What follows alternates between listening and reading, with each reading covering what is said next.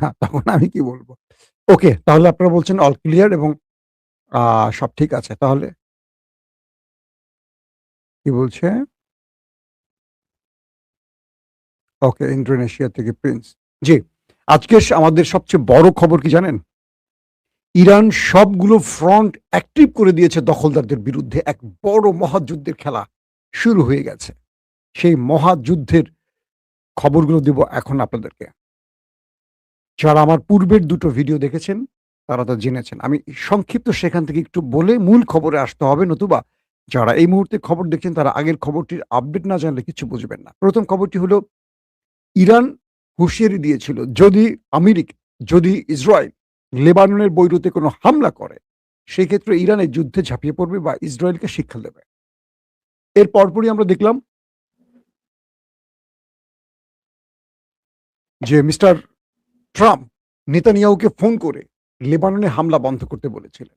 আমরা দেখলাম কয়েকদিন যুদ্ধ বন্ধ রেখেছিল, কিন্তু লেবাননের দক্ষিণে ঠিকই হামলা করছিল, বৈরুতে করেনি। গতকালকে সকালে হঠাৎ করে ইসরায়েল লেবাননের বৈরুতে বড় আক্রমণ শুরু করলে কয়েক ঘন্টার মধ্যে পাল্টা জবাব শুরু করে ইরান। যেহেতু ইরান এই ঘোষণা দিয়েছিল তারা। আমেরিকা এবং ইসরায়েল মনে করেছিল যে ইরান এই কাজটি করবে না। হয়তো হুমকি-ধুমকি দিচ্ছে, দিয়ে চুপচাপ থাকবে। আমাদের কাজ আমরা করি। অথবা ইসরায়েল মনে করছিল যে আমরা হামলাটা করি যাতে ইরান আমাদের সাথে লড়াইতে নেমে পড়ে আবার একটা যুদ্ধ শুরু করি। কারণ ইসরায়েল এই যুদ্ধটা চাচ্ছিল। চাচ্ছিল না ইরান এবং আমেরিকা। ব্যাস, খেপে গেল ইরান। ইরান বড় আকারে দখলদার দেশটির মধ্যে বড় আক্রমণ শুরু করে মিসাইলের মাধ্যমে। ১ম দফায় তারা অ্যাটাক করে আশদোদ, আশকলন, হাইফা এবং আরো কয়েকটি শহরে। তারপর ডোনাল্ড ট্রাম্প ইরানকে বলে আর আক্রমণ যেন না করে। কারণ ডোনাল্ড ট্রাম্প ইসরায়েলকে নিষেধ করবে যেন এই যুদ্ধটা না ছড়ায়। অর্থাৎ আমেরিকার বক্তব্য হলো তারা চায় স্থায়ী শান্তি। দুপক্ষ যেন আর যুদ্ধ না করে। দুপক্ষের জন্য তিনি বলেন যে তোমরা এবার থামো। আমরা একটা শান্তির জন্য আলোচনায় আছি। তো ডোনাল্ড ট্রাম্প এই বক্তব্যটি আবার নেতানিয়াহুকে দিয়ে বলেন, ইরান যা করছে, করছে। তুমি আর লেবাননেও হামলা করবে না, ইরানে পাল্টা জবাবও দিবা না। ব্রেক। ২ থেকে ২.৫ ঘন্টা বা ৩ ঘন্টা পর ইসরায়েল ইরানের ভেতরে বড় আকারে আক্রমণ করে। তারা কয়েকটি ইউনিভার্সিটির গবেষণা কেন্দ্রে অ্যাটাক করে। তারা পেট্রোকেমিক্যাল কারখানায় অ্যাটাক করে। তারা ইরানের মিলিটারি কয়েকটি ডিপার্টমেন্টকে টার্গেট করে আক্রমণ করে। বাস, লেগে গেল যুদ্ধ। এর পরপরই ইরান ২য় ওয়েভে আবার আক্রমণ শুরু করে। ইরান হাইফা, কিরাত সামুনা, আশদোদ, আশকলন এবং নেভাত্তাম পাশাপাশি তারা আক্রমণ করে বেন গরিয়ন বিমানবন্দরে। একটার পর একটা মিসাইল যখন আসছিল ইরানের উপর থেকে দখলদার দেশটিকে টার্গেট করে, তখন যে দেশগুলো পার হয়ে আসছিল প্রত্যেকটা দেশে উৎসবের একটা পরিবেশ তৈরি হয়। পুরো ইরানিরা রাস্তায় নেমে আসে। কারণ ইরান তার লেবানিজ ভাইদের জন্য এই আঘাতটা করেছে। মানুষ রাস্তায় নেমে ইরানের উৎসব শুরু করে। এটা হলো আজকের ১ম দিককার আপডেট। এখনকার আপডেটটা কি? ইরান এতদিন আমরা দেখেছি যে লেবাননের সাথে বা হিজবুল্লাহর সাথে আইডিএফ এর লড়াই চলছিল। ইরান কৌশলগতভাবে চুপ ছিল। যখন লেবাননের উপর বড় আক্রমণ করছে তখন ইরান হুমকি দিল, মাঠে নামল। কিন্তু বিগত সময়ে আমরা দেখলাম গত ৪০ দিনের যুদ্ধে হুতিদেরকে রিজার্ভে রেখেছিল ইরান। মাঝখানে শুধু একদিন হুতিরা মাঠে নেমেছিল। এরপর আবার ইরান তাদেরকে বলছে তোমরা আবার ঘরে ফিরে যাও। কারণ তোমাদের শক্তিটা জমা রাখো, রিজার্ভে রাখো। এটা আমাদের পরবর্তী কাজে লাগবে।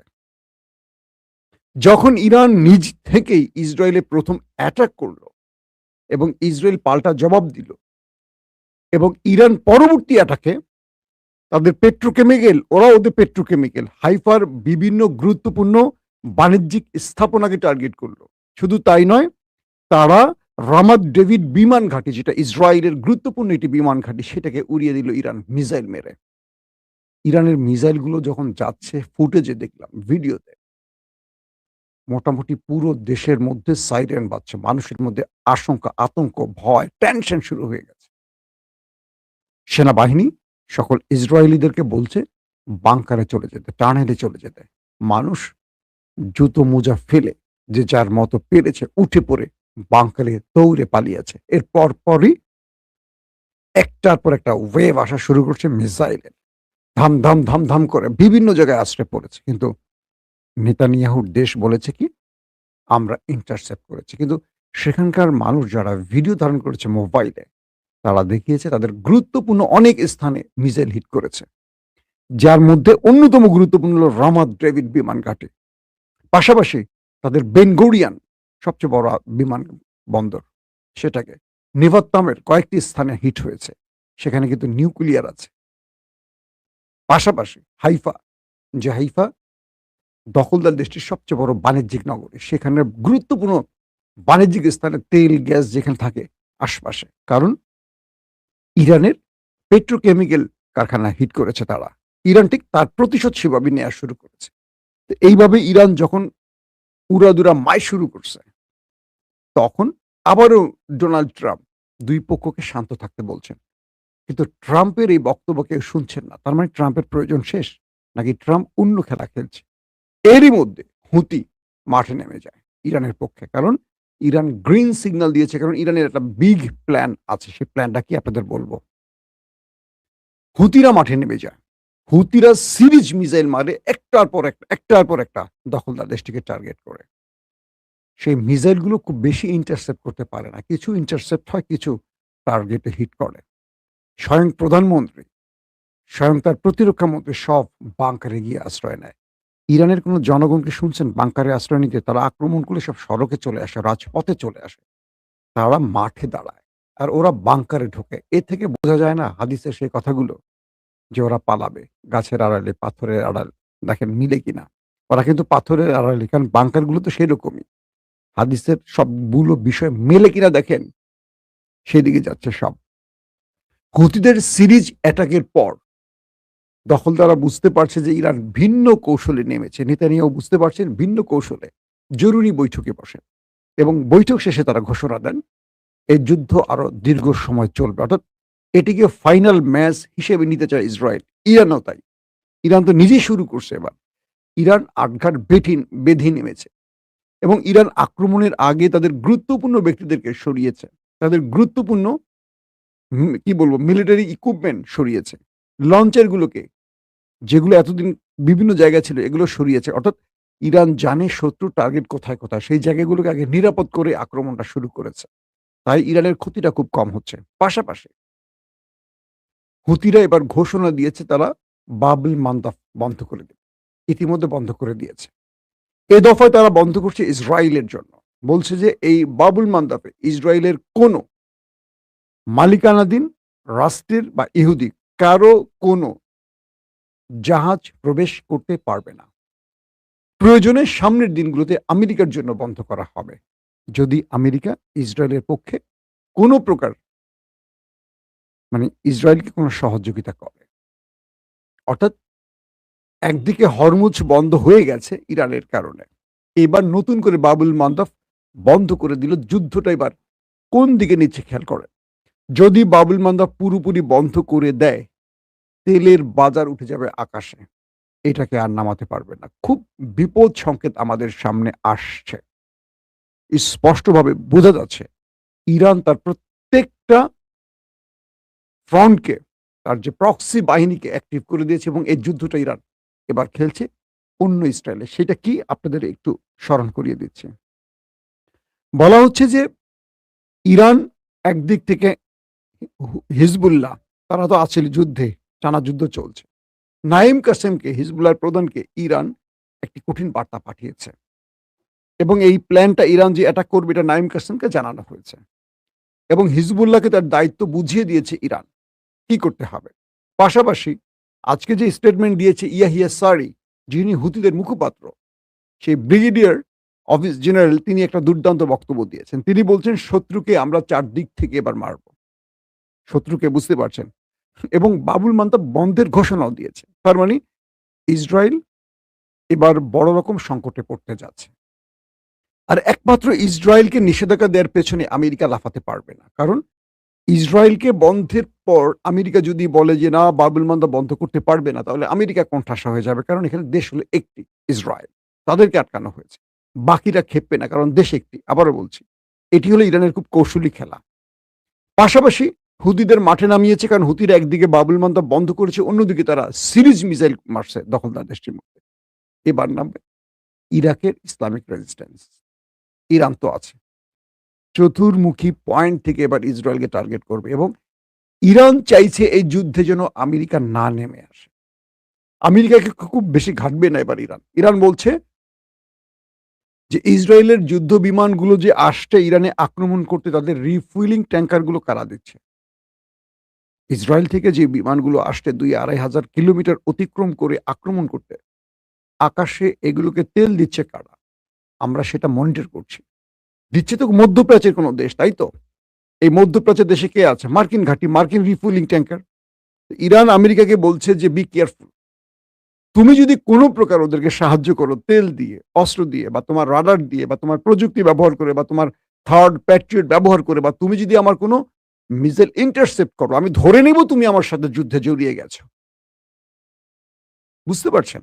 ইরান আমেরিকাকে বলছে যে তুমি বলছো, মানে আমেরিকা বারবার বলছে এই যুদ্ধের সাথে আমাদের কোনো সম্পর্ক নেই, এবং এটা ইসরায়েলের বিষয়, এটা এখানে তারা নাই। বরং ইসরায়েলকে আমরা নিষেধ করছি। আমেরিকা বলছে।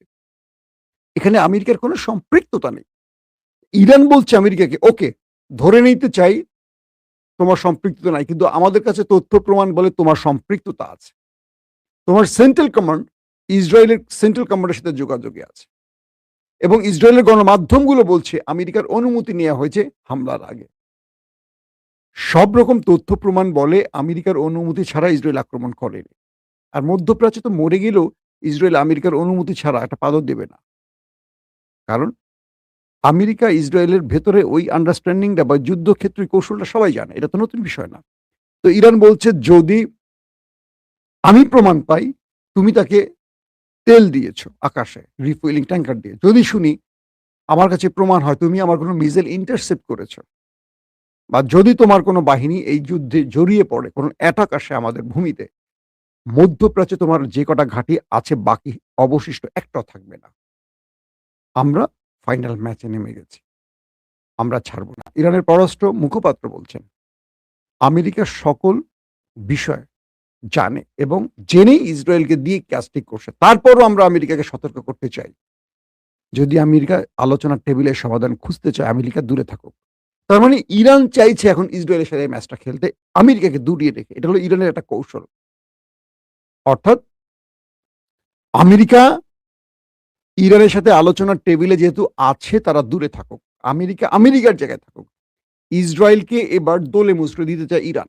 কারণ এরা এত বেশি যুদ্ধপ্রিয় হয়ে গেছে, এরা কখনো গাজাতে হিট করছে, এখনো গাজা হিট করছে, লেবাননে মারছে, ইরানে মারছে, সিরিয়াতে মারছে, যখন যাকে খুশি তাকে মারছে। একমাত্র আমেরিকার শক্তিতে পোদ্দারি করতে গিয়ে। ইরান বলছে তোর কত শক্তি আছে এবার একটু দেখতে চাই। আয় তুই আমার সাথে মুখোমুখি একা লড়। তুই তোর বাবাকে নিয়ে আসিস কেন সবসময়? আমি তোর সাথে আসছি, তুই আমার সাথে লড়।